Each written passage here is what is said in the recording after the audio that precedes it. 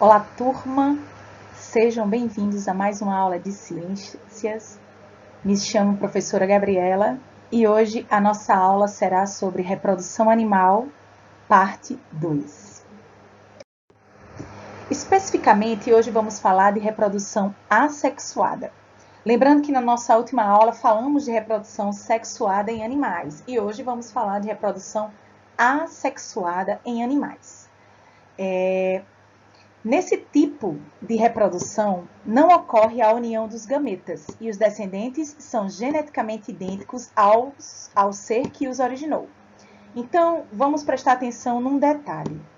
Assexuada. Essa letra A, ela indica não. Então, o assexuado significa não ocorre a união de gameta, não ocorre a participação de gametas. Relembrando quem são os gametas, são as células especializadas em reprodução. Então, na reprodução sexuada, ocorre a participação dos gametas, que são as células especializadas na reprodução. Lembrando, né, que os exemplos, né, por exemplo, as células masculinas de reprodução são os espermatozoides e as células femininas são das fêmeas, né, são os óvulos, tá? Então, vamos continuar. A primeira observação é que na reprodução assexuada, os descendentes são idênticos aos pais, tá? E na reprodução assexuada, um ou mais novos indivíduos são gerados por uma série de divisões celulares a partir do único ancestral. Então, aquela célula inicial, ele vai haver uma série de divisões celulares que vai originar um novo ser exatamente igual, com as mesmas informações genéticas dos pais. Então, aqui a gente tem alguns exemplos que nós vamos falar mais detalhadamente ao longo da nossa aula, né, que é da estrela do mar, da hidra e da planária, que é um verme, tá bom? Vamos lá. Então, vamos para o nosso primeiro exemplo de reprodução assexuada em animais, que é o brotamento. Então, um modo de reprodução assexuada é o brotamento, que ocorre, por exemplo, na hidra. Essa foto aqui abaixo. O broto surge por meio de sucessivas divisões celulares que produzem novas células cuja bagagem genética é idêntica da hidra original. O broto cresce à medida que seu número de células aumenta por divisões celulares.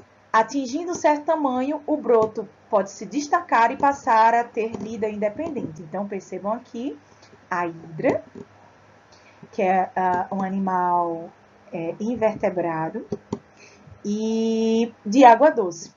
Aqui nós temos, então, um broto que surge, né, então, através de divisões celulares, e em determinado momento esse broto se destaca, né, daqui e passa a ter uma vida independente. Lembrando que ele é idêntico à mãe, tá?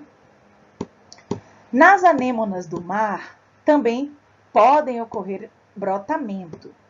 As colônias de anêmonas do mar formam-se quando os novos indivíduos produzidos assexuadamente permanecem unidos aos ancestrais.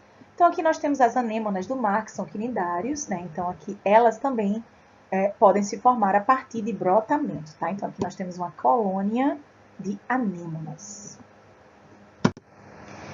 Um outro tipo de reprodução assexuada é essa aqui, regeneração e fragmentação. Ela ocorre quando alguns animais sofrem fragmentação seguida de regeneração das partes. Nesse processo, um ou mais pedaços do animal destacam-se dele por ação de uma força externa e a seguir sofrem regeneração, ou seja, reconstroem as partes que faltam. Isso acontece, por exemplo, em certas espécies de esponjas, anêmonas do mar, vermes e estrelas do mar. Em especial, nós vamos destacar aqui um tipo de verme, que é a planária, e a estrela do mar. Tá? A planária, em especial, né, ela apresenta a fragmentação, nesse caso aqui de parte do corpo, originando um indivíduo inteiro. Né? Então, essa é a reprodução da planária. E aqui nós temos o exemplo da estrela do mar, que sofreu uma fragmentação aqui, e em seguida terá a sua reconstituição desse braço. Tá bom? a regeneração, desculpa. Um outro exemplo também de reprodução assexuada é a partenogênese. É um tipo de reprodução assexuada, na qual o termo significa nascimento sem fecundação. Lembrando que na partenogênese não ocorre a fecundação, ou seja, a união dos gametas, né? Gameta masculino e feminino. Um exemplo clássico é do macho das abelhas, que é o zangão. Né? Então, como é que isso acontece? Né? Os machos, chamados zangões, surgem por partenogênese, são férteis, produzindo espermatozoide. Então, os zangões, eles são originados a partir do óvulo da rainha, né? Sendo que eles, não ocorreu a fecundação da rainha, foi apenas a partir do óvulo. Né? Então, o zangão, ele é originado sem ocorrer, né, a fertilização, a fecundação da rainha, e ele é originado um macho e que é fértil. Ele vai produzir espermatozoides, mas ele originalmente vem apenas da rainha, sem a rainha ter sofrido a fecundação. Então, no caso das abelhas, os zigotos resultantes da fecundação do gameta feminino pelo espermatozoide podem dar origem a abelhas operárias, que são estéreis, ou a abelha rainha, que é fértil. Então, vamos lá. No primeiro momento, a rainha origina, sem ter a participação de um macho, os zangões, que são os machos das abelhas, tá bom? Então, os zangões, eles são originados por partenogênese. Já as abelhas, que podem ser abelhas operárias ou a abelha rainha, elas são originadas a partir da fertilização, ou seja, elas são originadas depois que a rainha é fecundada com o espermatozoide. Sendo que o que acontece, o que é que diferencia a rainha da abelha operária, a abelha rainha da abelha operária? Isso depende da quantidade e da qualidade do alimento recebido pela larva durante seu desenvolvimento, isto é, o caráter esterilidade ou fertilidade das fêmeas está vinculado ao alimento. Em uma colméia, há apenas uma fêmea fértil, que é a abelha rainha. Então, turma, neste caso, percebam que tanto a abelha operária quanto a abelha rainha, elas foram originadas a partir de uma fecundação, ou seja, a rainha, né, ela foi fecundada através do espermatozoide de um macho, né, de uma abelha macho. Sendo que a diferença de rainha é porque ela teve um alimento, é a diferença do alimento, né? Então, a abelha operária, ela recebe